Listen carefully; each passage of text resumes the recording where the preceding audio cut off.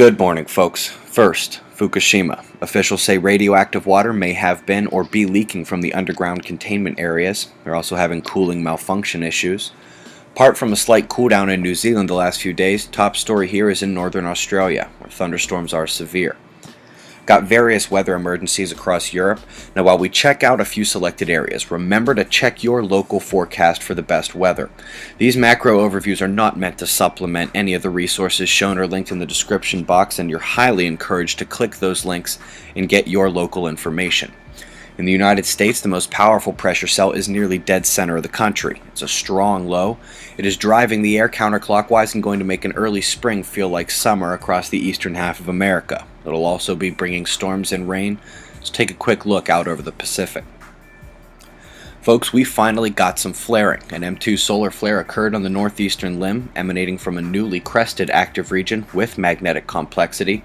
Facing Earth will indeed test his character, but the CME produced will likely miss Earth as the producing flare was still near the edge of the disk.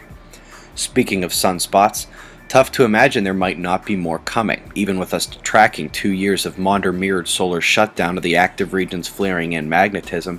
The birth and morphing of these spots is indicative of strong instability, and we might even get some of those bigger flares. Back at Earth, the solar wind is no longer scary low. This is ambient, normal space weather, although recovering from that slow spurt did cause energetic flux at Earth. You will remember Mars and Venus began their conjunction and are actually ready to part momentarily. Meanwhile, yesterday's umbral field tightened up but could not close completely. Watch up at the top for the timestamp.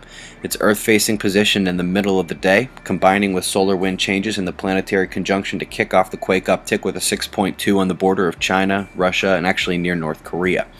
For those who made the comments yesterday, that was a terrific job spotting the thin protrusion, that sliver that crosses the equator of the sun and happened to be nearly center disk. I'll even admit to some surprise at how well this works.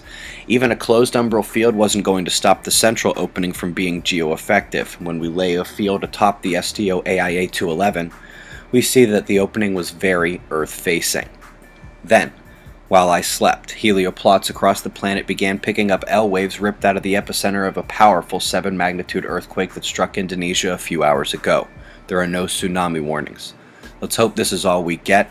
But as you know, the moon has a few stops to make in the coming days before the alignments take a break. The coronal hole is still geo-effective, and the previous coronal hole solar wind stream is about to become geo-effective. The quake uptick watch continues.